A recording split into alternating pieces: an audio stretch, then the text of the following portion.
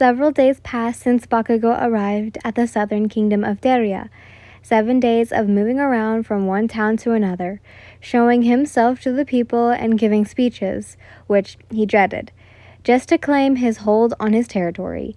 He's gonna make sure that they won't get any funny ideas such as liberating themselves anymore. And while he's doing all of that, his army is seizing the rebels that are threatening to rise. So far, they've been successful with operating them, and he's thrown an awful lot of coordinates in jail. Bakugou must say that his trip exhausted him, not to mention the constant paranoia he's been feeling and keeping to himself that the rebellion will get out of hand and everything he'll do won't be enough to stop it. Or someone might accidentally successfully in assassinating him. Also, he's been constantly worried about the things happening back in his own kingdom. In Igneous, he's afraid his own people will act upon their threat against the southern people and grab this conflict as an opportunity to start a war again.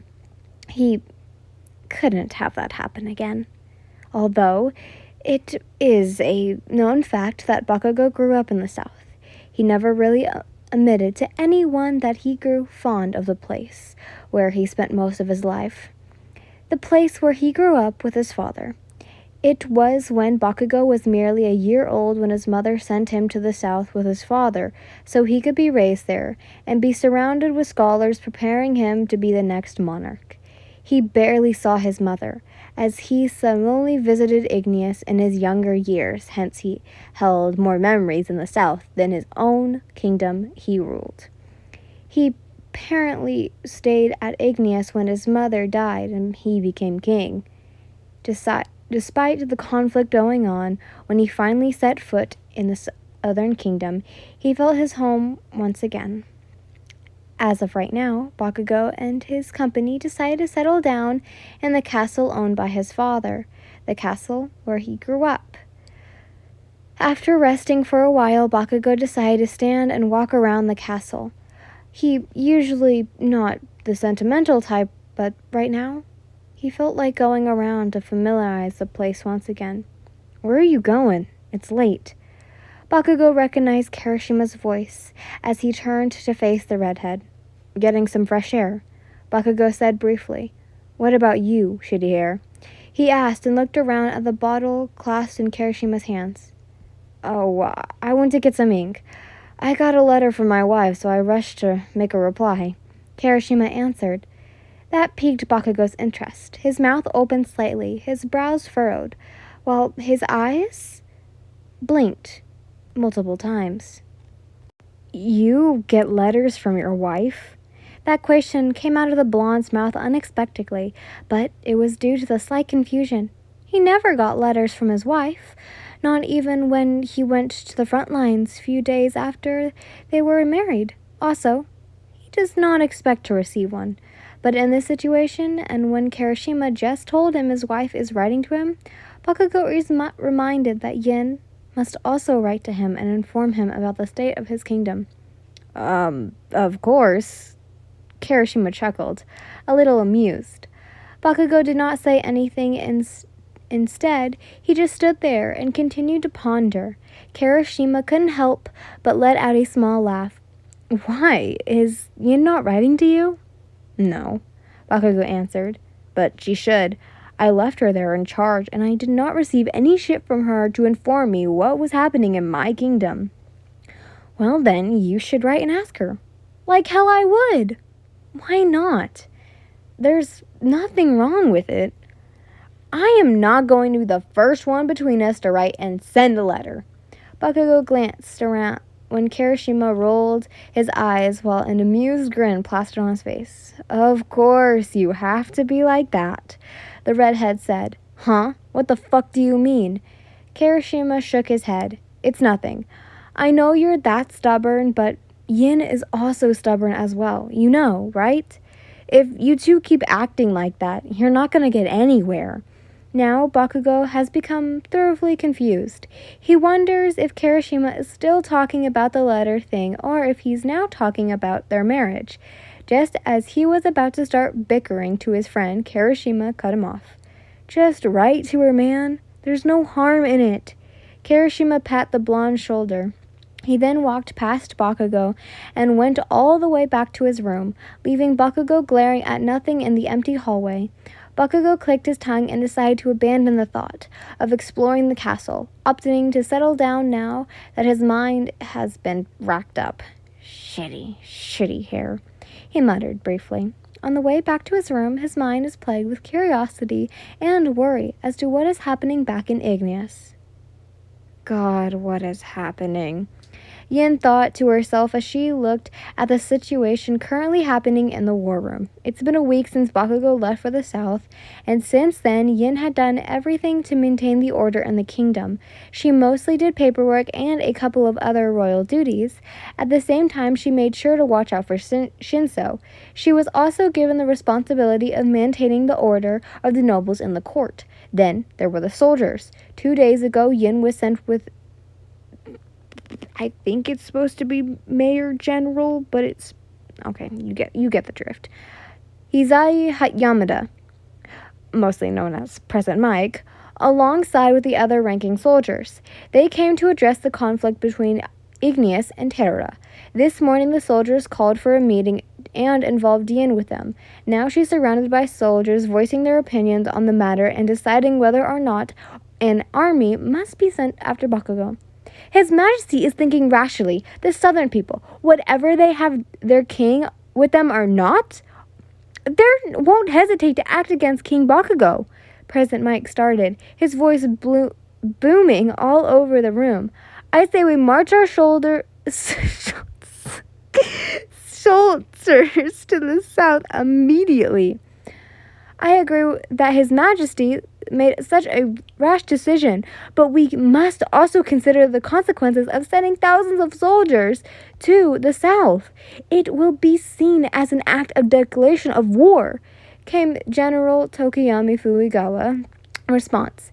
Yin agreed with what he said, and only thought of what Tokiyami is the one of the sensible people here. And of course, Yin agrees with him not only because of her brief time, there is no need to start another bloody war with the South again, but also because her husband gave her the stern interaction to not let the nobles and the soldiers take this conflict as an opportunity to rise war. "But isn't it the Southern Kingdom that started this conflict?" President Mike argued. "Rebellions were raised against His Majesty, and he stuttered over there like it's no big deal. He brought a small party of soldiers, and if we think about it, it's no match to the amount of people that started the rebellions in Terra. If they decide to act, His Majesty and the small soldiers he brought won't be able to do anything." Meanwhile, President Mike seemed to be eager to send thousands of soldiers to the south. He's been going on and on about it since the meeting actually started. Some support him, and some simply decide not to respond to his plan, unlike Tokiyami, who argued with him. The war room was filled with loud arguments, and Yin couldn't keep up, really. They have been indeed decided to involve her in this meeting, but since it started, she hasn't had her turn to speak yet. It seems that she's just here to display, so Yin decided to butt in. Just like what Kansu Tokiyami said, sending soldiers to the south could cause it to be more conflict and will be seen as a declaration of Igneous to start a war with Terra. Yin said, her voice passionate, yet she got everyone's attention. The sound of President Mike intaking a sharp breath that could be heard, and Yin shifted her gaze to the man. She watched as he opened his mouth and got ready for his rebuttal.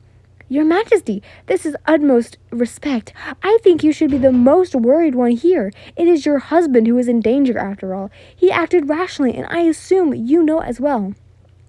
"Yes, he acted so soon, but he went there with the purpose to stop of those rebellions that's threatening him and his kingdom," Yin said, "and the fact that His Majesty went there with a small party of soldiers says it all, that he's also not keen on starting a war with Terra again." "Not keen, you say? If I was His Majesty, I would send want to start a war before the enemy could cause more damage. Those Southerner people, President Mike said, with such disgust in his tone when he mentioned the Southern people. They will only cause more damage now that King Bakugou is there. It is the perfect time, after all, to finish the leader and their enemies. Yin remained silent, as she remembered that Midnight also said the same thing to Bakugou before he left. Yin thought it was if she was one of the Southern people, when she would also see as a perfect opportunity to strike Bakugou as well. Perhaps Midnight and President Mike were right, but it is now too late. Bakugou has already made his way to the south with much conflict that he won't be harmed by holding Sinsho hostage. The result of sending 1,000 soldiers to would cause a declaration of war once again. Bakugou does not want that to happen. Yin also does not want that to happen. Have you spoken to General Aizawa about this? Yin asked. Yes, I have, Your Majesty, President Mike answered. And what did he say? He does not agree with my plan, Your Majesty. Said the same thing as you. He's afraid it will start a war. Exactly. Yin uttered with a firm inner tone. I also do not want to have a war happen. There are also people who do not wish for it, and believe me when I say that His Majesty does not want to start a war with Terra. In conclusion, we are not to send thousands of soldiers after His Majesty. President Mike is hesitant. He said nothing and only nodded to Yin, not having much of the choice. Tokuyami lowered his head in satisfaction, while the others also did not refute. Satisfied, Yin decided to end the meeting. She was the first to stand, and everyone followed. Then she went out and left them to discuss their thoughts about the decision. Even with that conclusion, different considered swirled in Yin's thoughts. Bakugou's safety is uncertain, and it seems that the only solution is to send more soldiers to make sure of his safety, enough soldiers to battle the rising rebels in the south. However, what made Yin not want to do that is the reminder that Bakugou left her. She decided to what he said, and can only pray she did the right thing. Many days passed, and Bakugou spent 10 days in the south. It's almost his third week of staying in Terra, and so far he can say that his job here is almost done. The rebels that were caught and in prison seem to have served as a lesson to remind the others that they should not go forth with the uprising they are threatening to do. Bakugou had his soldiers stiff out some remaining rebels, and they seem to be dwelling. They haven't found anything these past few days, but he must stay vigilant. Yesterday he seemed to be finished all his work. Kirishima suggested that they should go and relax. The redhead suggested that Bakugou should go to the beach and breathe some sea air to reveal his mind. Bakugou refused, opting to do some work and investigating if there's still more rebels hiding under his nose. However, Kirishima insisted and offered to do the job for him. At this point, the thought of resting tempered Bakugou, so he argued no more. So he let Kirishima arrange everything. In less than an hour, he will be departing to the beach, where he will go and his I'm guessing this is supposed to be stay or used to. Oh, father used to go. It's spelled weird. Ah, fuck. And right now, Bakugou is in his room, sitting at the desk and glaring at a piece of parchment and ink in front of him. As there was nothing to do but wait for the carriage for his departure, the thoughts of Igneous crossed his mind. He wondered if the nobles or soldiers in his court started to have any ideas of starting a war yet. He hoped they wouldn't have any. Yin's gotta make sure it won't happen. He left her that duty of stopping them. And speaking of Yin, he hadn't received any letter or piece of something from her yet. Not a single piece of parchment from her entitled and with the situation of his kingdom. It slightly frustrated Bakugou, and if not his busy work in the south, he would have been pondering on it most of the time, thus making him much more furious. And now that he has no more work to do, the thought crossed him. He suddenly found himself pulling a piece of parchment and a bottle of ink earlier, and he sat down, trying to think of what he should write. What? He mumbled to himself, confused as what to start. Bakugou received an education in literature and can write well, but he's not that sentimental to write a letter to someone. And if he did not, it would be an official letter, and he would have Midoriya do it. A few words. Sorry, I was looking at a different thing. A few words popped into his mind, and just as he was about to write it down, he would stop and say, "That sounds fucking stupid." He threw the quill back on the table and leaned back in his seat. He crossed his arms and breathed deeply, his face wrinkled in deep thought. Just as he was about to start thinking on what to write again, a knock came from his door. "What?" he shouted, and the door opened, revealing a servant. "The carriage is ready for you, Your Majesty." "Great." Bakugou muttered under his breath and stood up. He decided to forget about writing the letter for now, and went outside where his carriage awaits. Bakugou slipped his gloves on his hands and walked all the way to the carriage. After another servant opened the door for him, and he went inside. A yell from his friend stopped. "Bakugou!" Kirishima stopped his horse and jumped down, but quickly made his way to the blonde. "Should he hear? What happened?" he asked, and observed the frantic expression Kirishima had on his face. The redhead opened his mouth, and Bakugou could only hope it's not a bad thing. "We found something." Excuse me, time for a water break. Make sure to drink water, guys. "You would always find him there, Your Majesty," Yin heard the servant named Ashui Suyu said beside her as they stood by the window and catch a certain person outside. "He spends his afternoons walking around while reading a book. I wonder if it makes him dizzy." Yin's eyes followed Shinso as he strolled slowly outside. "Thank you," she said to Suyu, and the servant bowed and then went on her way. The monarch also decided to leave her spot and go outside, where she intended to cross paths with the Southern King. "Do you not feel dizzy?" Yin made her presence known. "Walking around while reading a book? It would build a havoc on my focus if I'd do that." Shinso stopped and closed his book. He acknowledged her with a small nod and went to close his book. "I quite like it. The book keeps my mind occupied, and the walking keeps my body busy," he answered.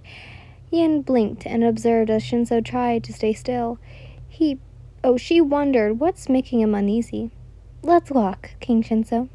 "But with my book closed?" he said. An amused smirk reached its way on Yin's lips as he took a step.